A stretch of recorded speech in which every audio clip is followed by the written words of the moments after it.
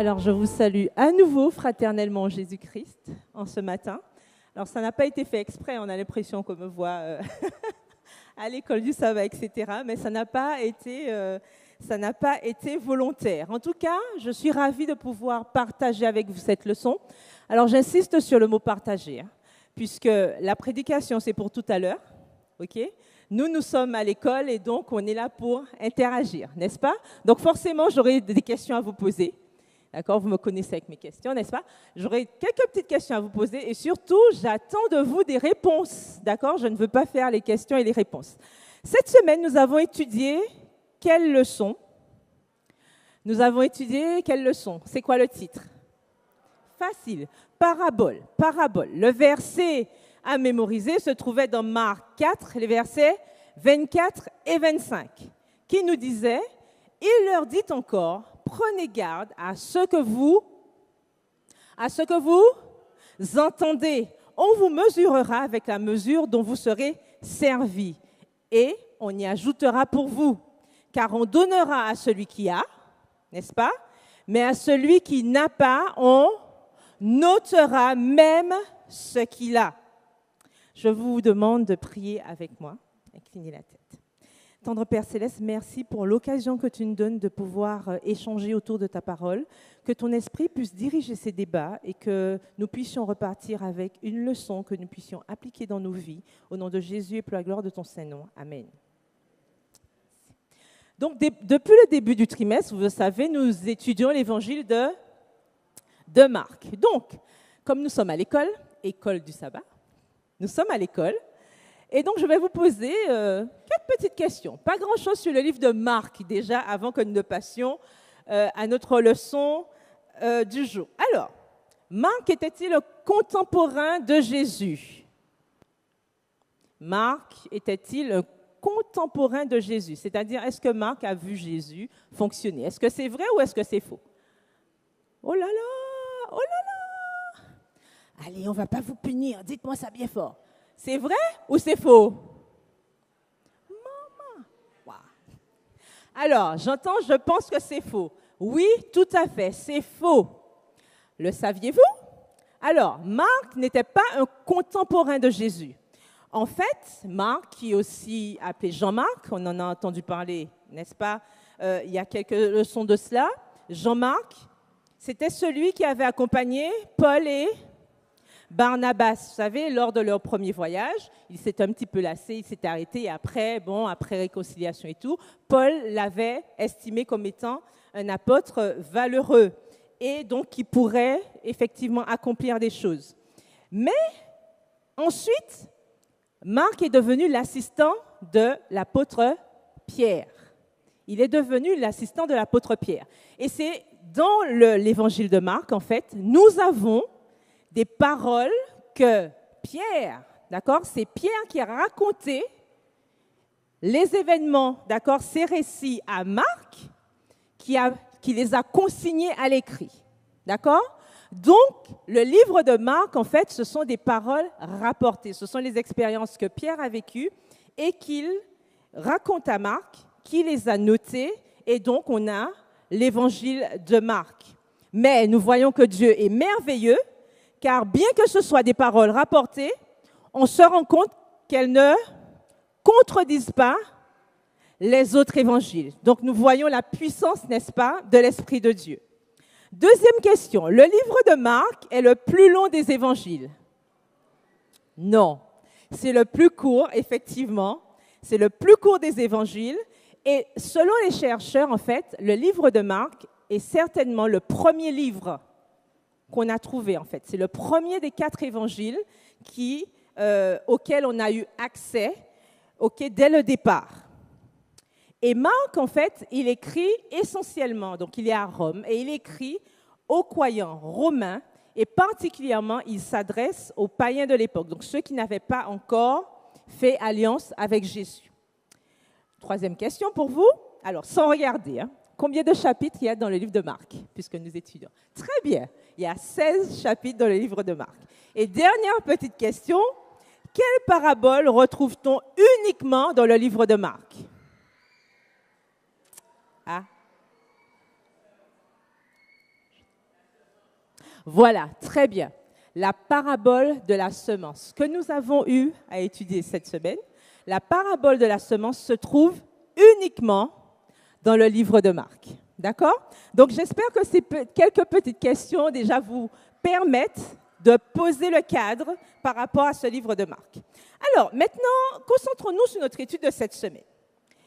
Quelle est la parabole? Qu'est-ce qu'une parabole déjà? Parce qu'on parle de parabole. C'est quoi une parabole? Évidemment, ce n'est pas ce qu'on accroche chez nous pour avoir d'accord, nos chaînes préférées. On est d'accord?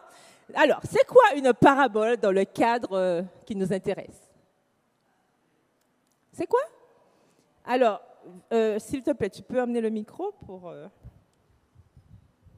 Vincent?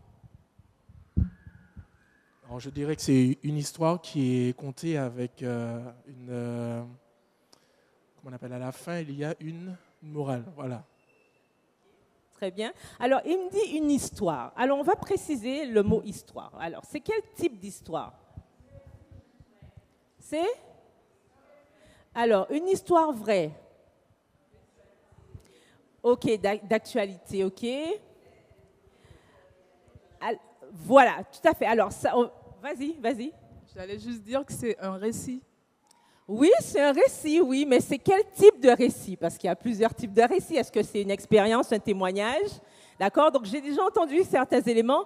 Effectivement, la parabole, en fait, c'est un récit allégorique. Ça veut dire que c'est une image qu'on utilise, sauf que, ouais, contrairement... Oui, je vois que Ramanuel a une réponse à nous donner.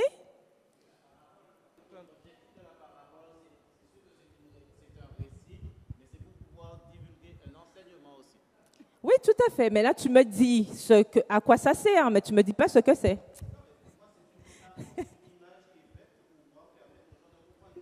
Tout à fait.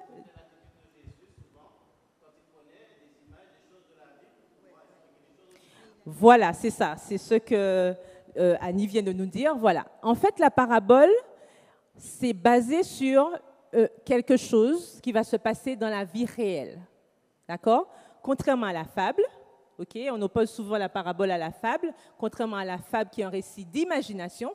Là, la parabole, ça va se baser, donc on va utiliser une séquence de la vraie vie pour expliquer quelque chose. Donc, on l'utilise pour enseigner de manière ludique, pour que les gens puissent bien comprendre de quoi on parle. Sauf que nous verrons tout à l'heure, n'est-ce pas, que ce n'était pas toujours clair pour tout le monde. Mais la parabole, c'est ça.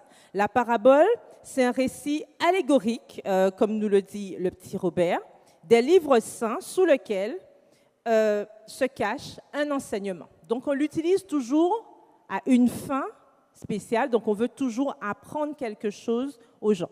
Et c'était une méthode très employée par le judaïsme. C'est-à-dire que les professeurs de l'époque utilisaient beaucoup les paraboles pour pouvoir enseigner. Et on comprend pourquoi Jésus, l'enseignant par excellence, a utilisé cette même méthode. Alors maintenant, pourquoi Jésus parlait en parabole?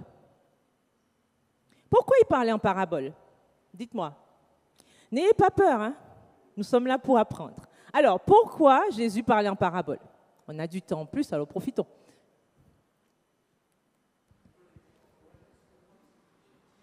OK, pour que les contemporains puissent comprendre, OK. Oui, alors, expliquer le royaume de Dieu, puisqu'on parle de Jésus précisément. Bien sûr, Jésus, n'oubliez pas, il était là pour faire quoi? Pour pouvoir introduire le Père auprès de ceux qui ne le connaissaient pas. Donc, Jésus voulait expliquer le royaume de Dieu et il voulait surtout simplifier cela. Il voulait que les gens comprennent de manière très simple, très basique, ce pour lequel il était là. D'accord? Mais nous avons vu et nous verrons que ce n'était pas toujours simple. Donc, les auditeurs ne comprenaient pas toujours au premier abord ce que Jésus voulait dire. Mais l'objectif, c'était pour eux d'avoir une idée claire de ce qu'il voulait enseigner, de ce qu'il voulait leur apporter.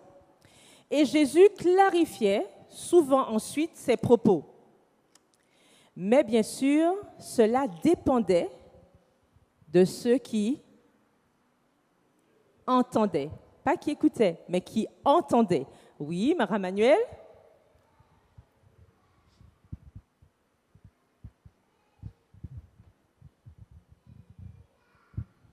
voudrais juste ajouter que la méthode que Jésus utilisait des paraboles, c'était aussi pour pouvoir, on va dire, susciter la curiosité de son auditoire. Parce que quand on entend une parabole et qu'on ne la comprend pas forcément, on cherche à la comprendre dans la logique des choses.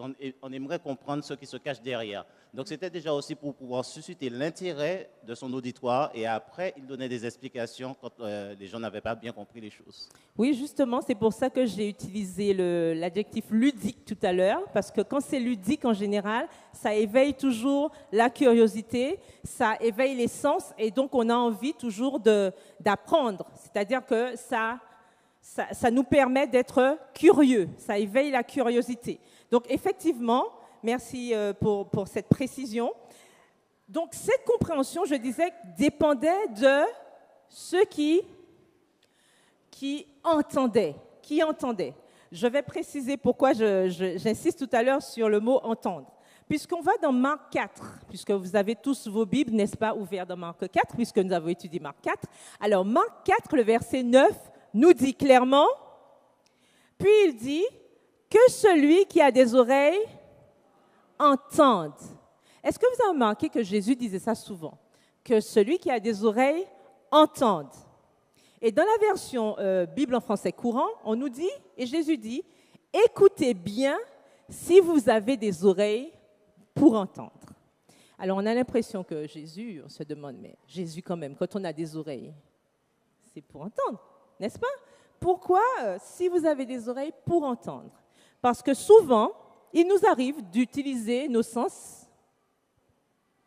pas à bon escient. C'est-à-dire qu'on ne les utilise pas pour les bonnes choses. C'est pour ça qu'il précise que celui qui a des oreilles pour entendre, puisque que celui qui a de l'intérêt pour ce que je dis, ok, entende déjà ce que j'ai à vous dire. Alors, y a-t-il une différence maintenant entre entendre et écouter? Puisque tout à l'heure, quand je posais la question, j'ai entendu écouter. Alors, y a-t-il une différence entre entendre et écouter?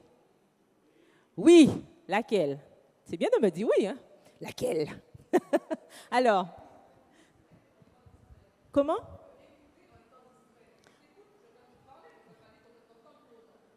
Ah, je peux écouter en étant distrait.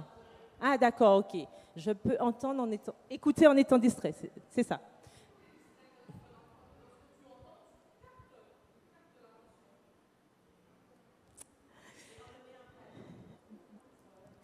Ben, justement, alors c'est pour ça que j'ai fait cette... Ah oui, il voulait dire quelque chose, vas-y.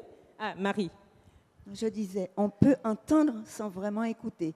Et c'était le cas des scribes et de certaines personnes qui suivaient Jésus. Ils ne le suivaient pas par curiosité pour connaître son enseignement, mais ils cherchaient plutôt à le critiquer. Donc, ils entendaient ce qu'ils voulaient écouter. Donc, c'est pour ça qu'on dit que écouter et entendre, c'est pas il y a une différence. Donc, et si Jésus parlait en parabole, c'était surtout à cause d'eux, à cause de ceux-là qui le suivaient, mais sans vraiment vouloir connaître qui il était. Ces gens-là n'étaient pas curieux de savoir ce que c'était que le royaume des cieux, le royaume de Dieu. Alors, donc Jésus parlait en parabole puisqu'il l'a dit à ses disciples. Il a dit aux disciples, vous allez comprendre, mais pas les autres, parce qu'ils ne viennent pas pour écouter.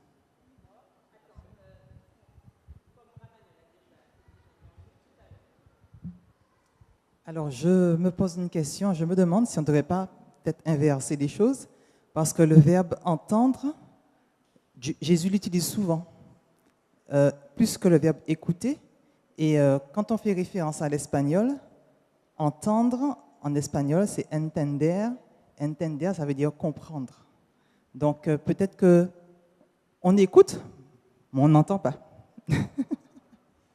Je sens que vous allez être surpris ce matin. Alors, Ramanuel, avant que je...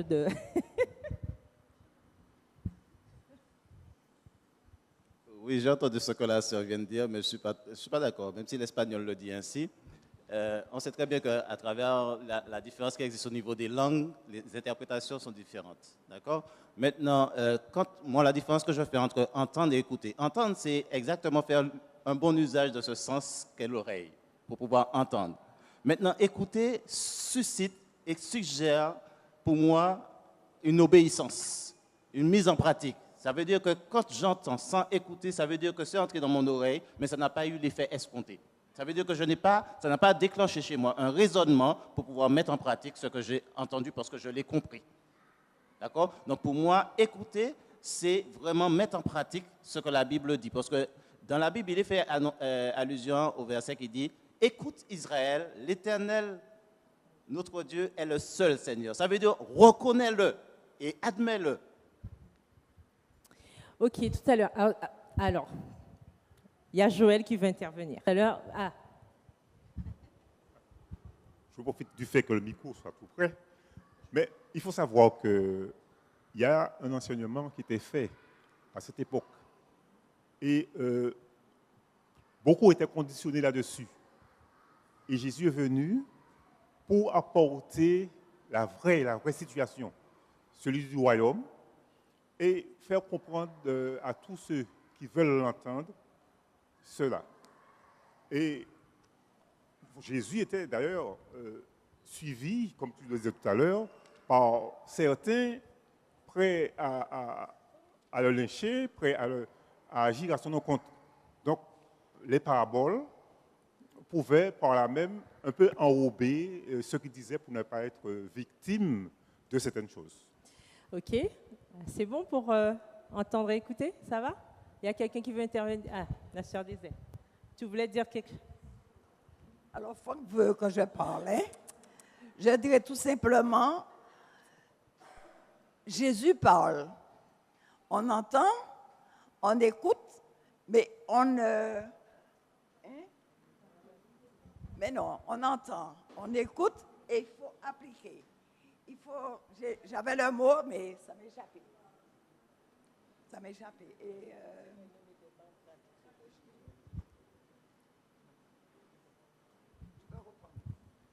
Alors, waouh. Je vois que ça éveille. C'est bien ça. Alors, je voudrais un petit peu qu'on m'explique à quel moment je dois entendre et à quel moment je dois écouter. T'inquiète Parce pas, que, ça vient. parce que je peux entendre ce que toi tu me dis. Si je ne suis pas d'accord avec toi, je n'écoute pas et je ne mets pas en pratique. Alors, Annie. C'est très intéressant tout ça. Hein? Je trouve ça très bien. Google, mon ami, quelle est la différence entre entendre et écouter? Dans le cas d'entendre, c'est une capacité physique uniquement avec l'oreille. Et dans le cas d'écouter, c'est une capacité dite cognitive, donc liée au cerveau. Une capacité intellectuelle qui fait que vous cherchez à comprendre et cherchez vraiment à percevoir.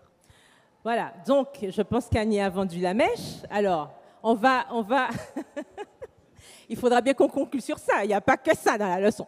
Alors, Sœur Désert a retrouvé apparemment son mot, donc juste Sœur Désert. Et tout à l'heure, à Manuel, tu auras la parole, puisque... Hein, bon. Alors, je voulais dire tout simplement qu'entendre, écouter, et puis on ne réfléchit pas de ce qu'on entend et écouter. Il faut réfléchir à ce qu'on... Des fois, on ne comprend pas la chose, on réfléchit. On réfléchit, si on ne connaît pas, on pose la question, parce que Jésus leur a donné toutes les explications. Ok. Alors, effectivement, donc je disais, Annie a conclu les choses. Enfin, effectivement, c'est pour ça que je vous disais tout à l'heure, vous serez surpris. Donc, par rapport à ce que disait Betty, c'est tout le contraire. Effectivement, entendre, en fait, on n'a pas d'effort à faire quand on entend. On entend parce qu'on a des oreilles, sauf bien sûr cas médical, d'accord, si on a un petit souci médical. L'ouïe fonctionne naturellement, donc naturellement nous entendons. Ça fait partie de nos sens, d'accord? Donc entendre, c'est une attitude passive.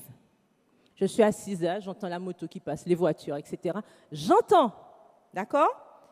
Par contre, écouter amène une action active. Enfin, c'est redondant, mais je veux dire qu'on est actif lorsque nous entendons. Et surtout, ça dépend de notre volonté.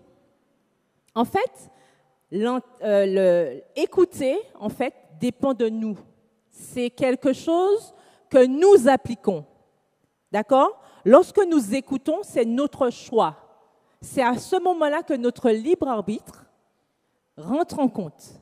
Lorsque nous écoutons. D'accord?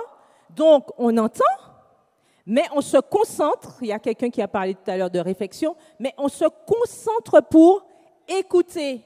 Parce que c'est l'écoute qui va avoir ce travail au niveau de notre cerveau, qui va nous permettre, on a parlé de cognitif tout à l'heure, ok, c'est ce qui va nous permettre de déclencher, d'accord, cette aptitude que nous avons à faire un choix.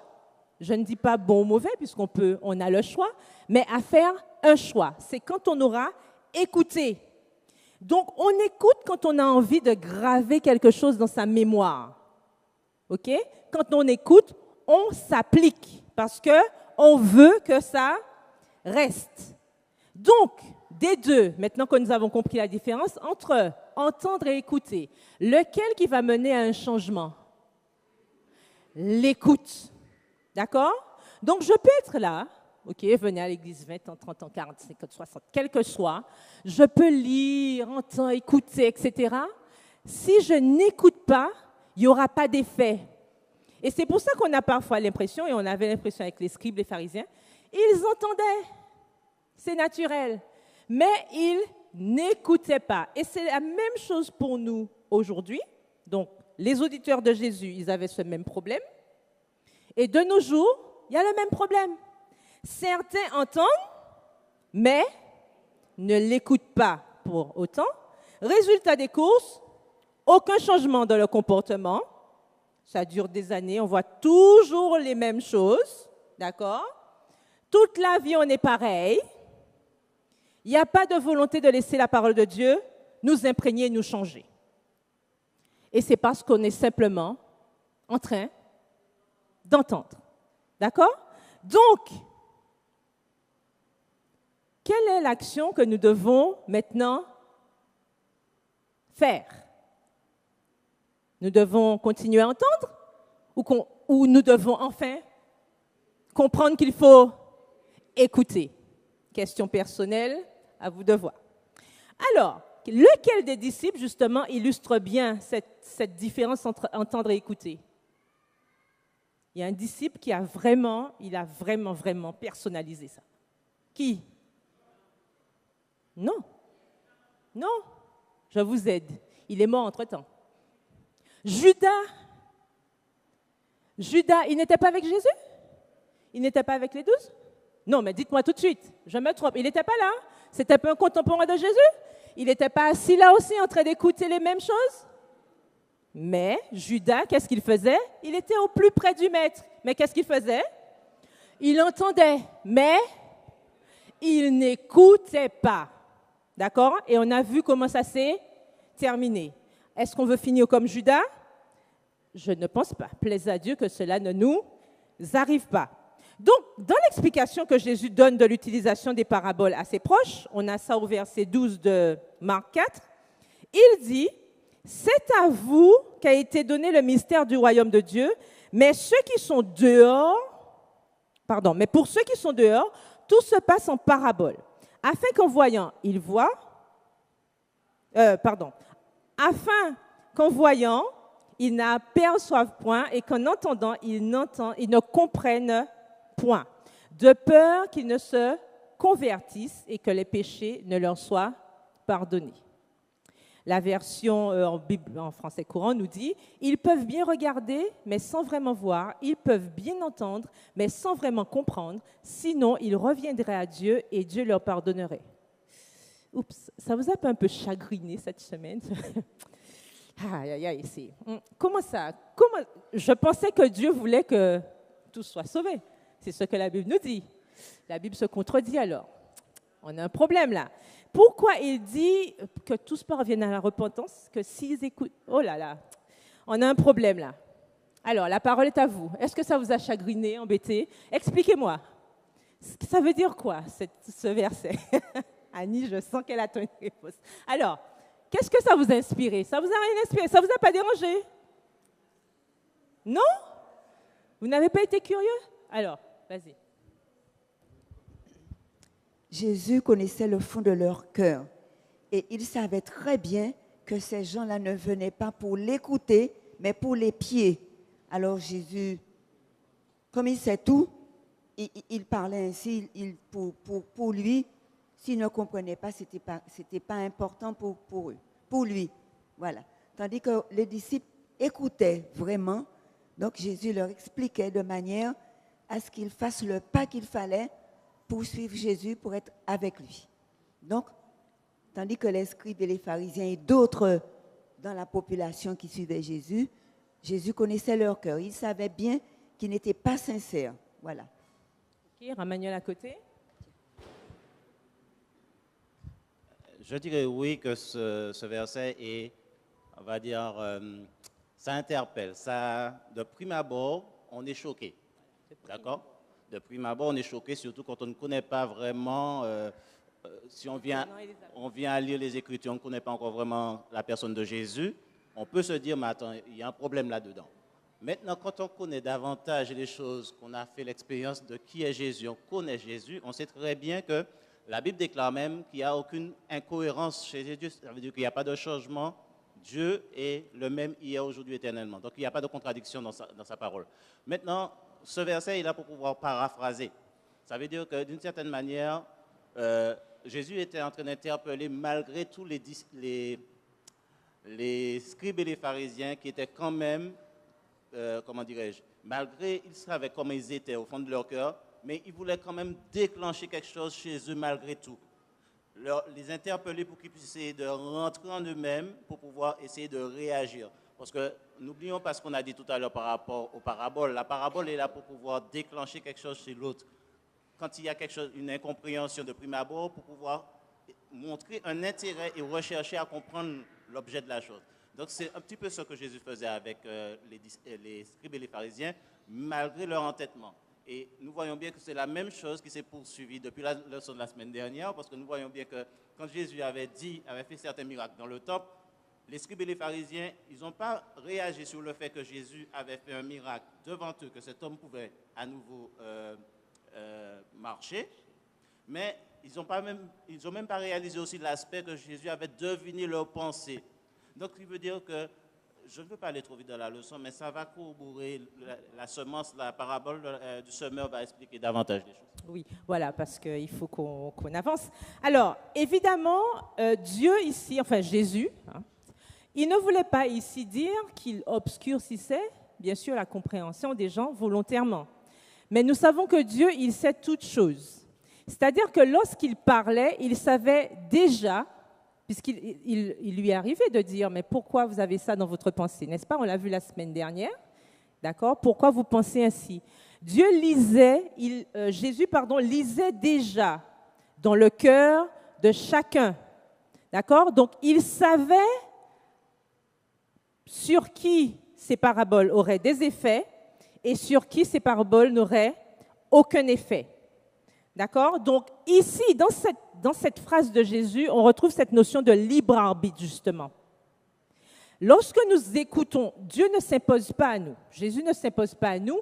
Lorsque nous entendons sa parole et que nous la mettons en pratique, nous avons décidé donc d'écouter, c'est notre choix. Donc ici, il est en train de marquer le fait que les gens vont entendre, mais ceux qui ont choisi, c'est pour ça qu'il dit à chaque fois que celui qui a des oreilles, etc., celui qui a choisi, d'accord, d'écouter, donc d'aller plus loin que ce simple son qui rentre là, celui-là, oui, il a eu, et c'est pour ça qu'il dit, c'est à vous qu'a été donné le mystère du royaume de Dieu, d'accord, pour ceux qui ont décidé de rester là et de continuer à écouter. Puisque je vous rappelle, au verset 10, précédemment, on nous dit, lorsqu'il fut en particulier, ceux qui l'entouraient avec les 12. Ceux qui l'entouraient avec les 12. Alors qu'au départ, on nous parle de foule.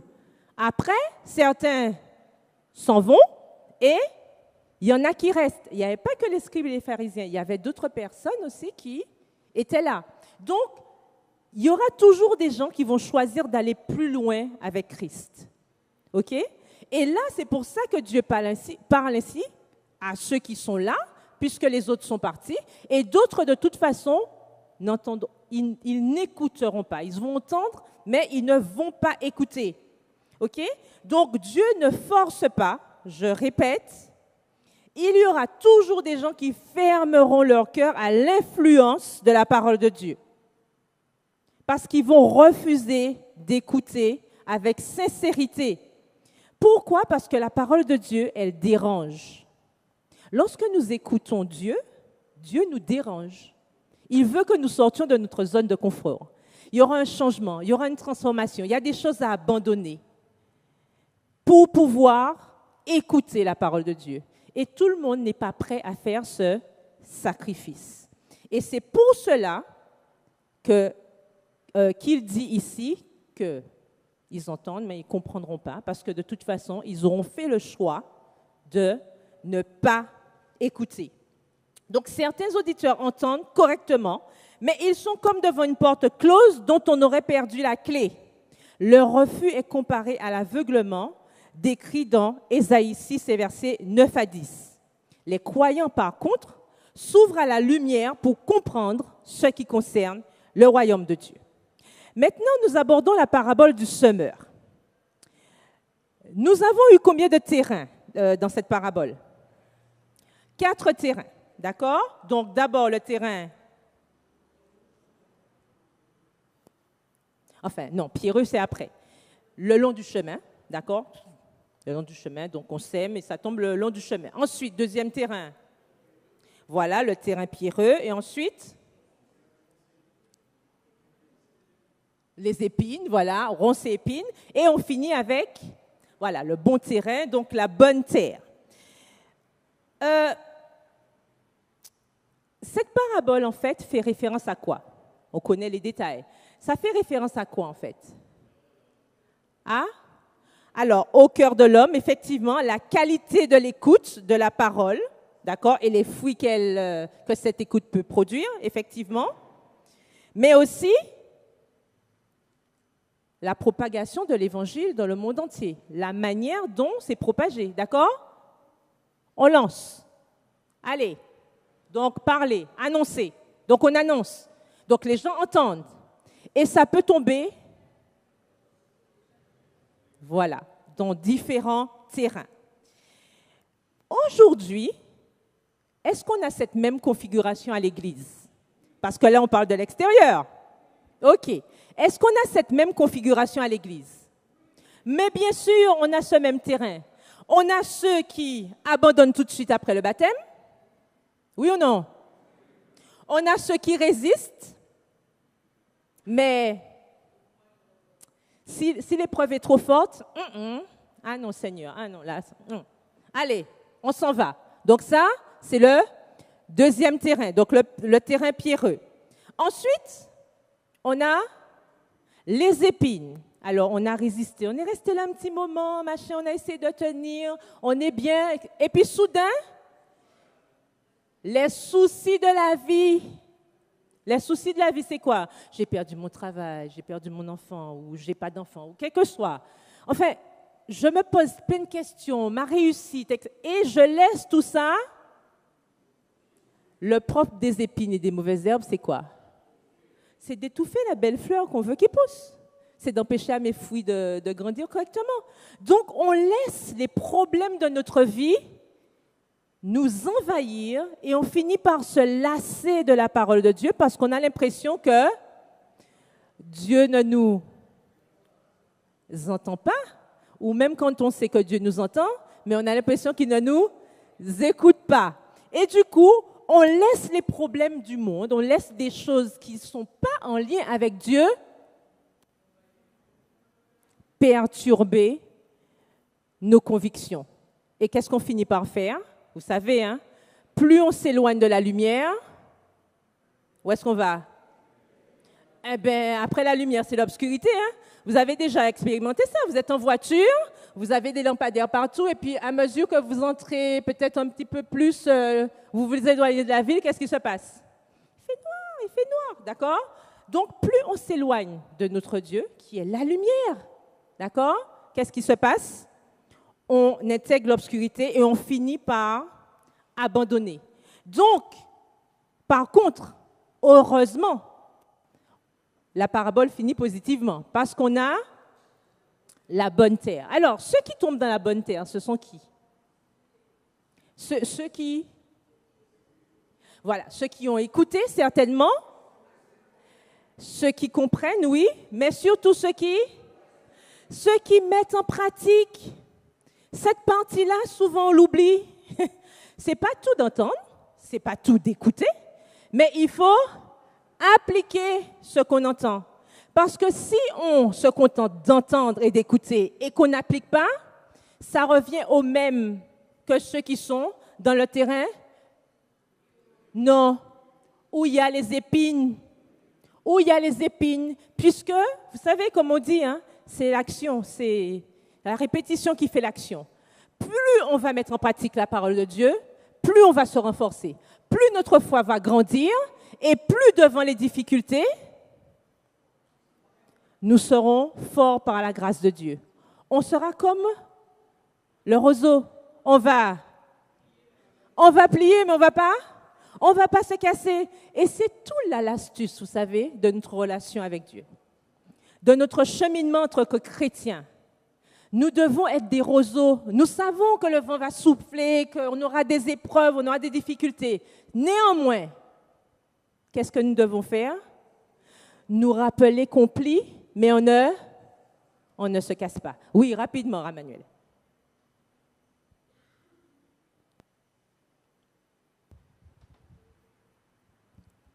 Rapidement. Oui, rapidement. Il n'y a pas de souci.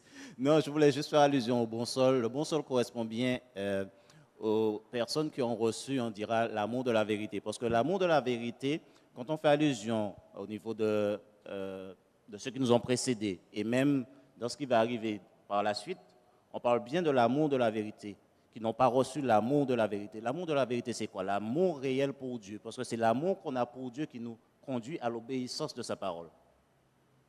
Donc, si on n'a pas cet amour pour Dieu, on ne peut pas aller dans l'obéissance à la parole de Dieu. Mais Ramaniel, tu es d'accord que tout à l'heure, on a parlé de sacrifice. Donc, je ne me sacrifie pas si je n'aime pas. De toute façon, ça inclut, l'un ne va pas sans l'autre. Je ne peux pas me sacrifier si je n'aime pas.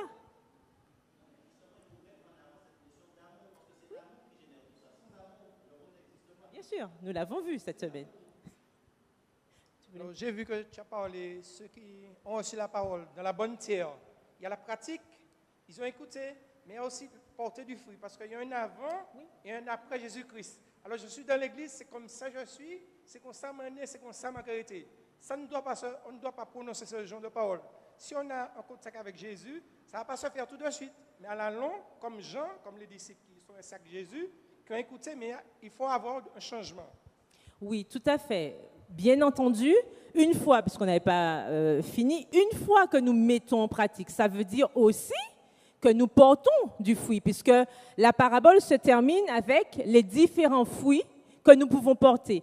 Mais surtout, ce qui est intéressant, c'est que nous voyons que nous avons plusieurs chiffres. D'accord? C'est-à-dire que tout le monde, une fois qu'on a écouté la parole et qu'on met en pratique, tout le monde n'aura pas le même résultat. Et nous comprenons qu'à l'intérieur de l'Église, c'est pareil. OK? Tout le monde doit être actif, effectivement, mais tout le monde n'aura pas le même rendement. Mais nous avons le même objectif. Est-ce que vous voyez la différence? Donc, tous actifs, certes, mais tout le monde n'aura pas le même résultat. Est-ce qu'on est d'accord jusque-là? Mais il n'empêche que tout le monde doit être en action, puisque une fois que je suis dans la bonne terre et que je suis convaincu que je suis au bon endroit, je dois absolument porter du fruit. Je dois faire quelque chose. Je dois être actif pour mon Dieu. Donc, nous devons nous examiner quotidiennement pour voir ce qui fait obstacle à la parole de Dieu. Parce qu'une fois que nous avons accepté Dieu, que nous l'avons écouté, cela implique une responsabilité. Et nous devons tout le temps nous demander, est-ce que je suis un chrétien ou une chrétienne adventiste du 7e jour responsable? Est-ce que je reflète ce en quoi j'ai cru? Ce sont des questions que nous devons régulièrement nous poser. Et ensuite, nous avons vu la parabole de la lumière, du boisseau, vous savez? qu'est-ce que ça veut dire pour nous, ça? On ne met pas, quand on entend Jésus dire qu'on ne met pas la lumière sur le boisseau. C'est quoi le lien avec le royaume de Dieu? Il ne reste pas beaucoup de temps, mais c'est quoi le lien avec le royaume de Dieu?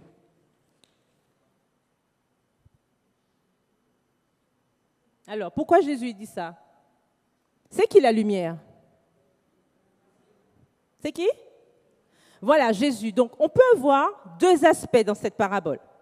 Déjà, ne pas faire obstacle à la lumière. Jésus était là. De toute façon, tôt ou tard, il allait se révéler comme étant ce Fils envoyé par Dieu, n'est-ce pas? Pour pouvoir sauver l'humanité. Donc, comme je l'ai dit tout à l'heure, il ne va pas rentrer chez nous de force, mais il attend que nous l'invitions. OK? Il attend que nous l'invitions. Lorsque la parole nous atteint, c'est à nous de la recevoir. Elle ne s'impose pas à nous. Aujourd'hui, si vous entendez sa voix, n'endurcissez pas vos cœurs. Hébreux 3, le verset 15. On a vu la différence tout à l'heure entre écouter et entendre. Une fois qu'on a entendu, c'est le cœur qui nous permet d'écouter. Et Ramanuel parlait d'amour tout à l'heure. Donc, il faut une certaine disposition pour cela. Dieu n'est pas un bulldozer. Il ne détruit pas. Il transforme. D'accord? Il transforme. OK? Donc, si nous voulons une transformation, quand nous avons des travaux à faire ou une rénovation, est-ce que le spécialiste, il vient chez nous comme ça, il s'impose, je vais faire ci, ça, ça? Non! On l'invite, on s'assoit, on discute. C'est la même chose avec Dieu. Si nous voulons un changement, nous devons accepter qu'il vienne dans notre vie et nous devons échanger avec lui pour qu'il puisse effectivement faire ce qu'il y a à faire, puisque chaque personne a ses propres travaux à mener. Vous voyez, j'utilise l'image de construction, mais c'est ça. Nous avons chacun nos travaux à mener. Donc, c'est pareil avec Dieu. Nous devons le laisser faire pour qu'il puisse nous transformer. Alors, deuxième aspect de cette parabole, c'est notre mission. Vous savez, on ne peut pas cacher la vérité. Elle finit toujours par se savoir. Nous avons comme tâche de montrer la lumière. Une fois que nous avons eu la lumière, nous devons maintenant refléter cette lumière. Parfois, nous voulons cacher, mais à la moindre incartade, qu'est-ce qui se passe? Soi-disant adventiste. Vous n'avez jamais entendu ça? Oui, c'est ça. Bien sûr, on a toujours l'impression que personne ne nous voit, que les gens ne nous observent pas, comme ils ne nous disent rien. On se dit, waouh, on est en terrain tranquille, mais faites une bêtise et vous n'allez pas comprendre ce qui vous arrive. Comme par hasard, tout le monde sait que vous êtes censé refléter la lumière et pas les ténèbres. Donc, on ne doit pas mettre la lumière sur le boisseau. Ça veut aussi dire que lorsque nous avons fait le choix de suivre Christ, nous devenons des phares. Et les phares font quoi? Les phares éclairent, d'accord? Il me reste 3 minutes, donc je vais en profiter jusqu'au bout. Donc les phares éclairent. Donc nous devons éclairer ceux qui nous entourent. Nous avons autour de nous des personnes perdues. Notre lumière doit les aider à retrouver la voie qu'est Christ. Alors, maintenant la parabole de la mesure, on va rapidement vers la fin. La parabole de la mesure, qui était donc dans le verset à réciter, nous montre quoi?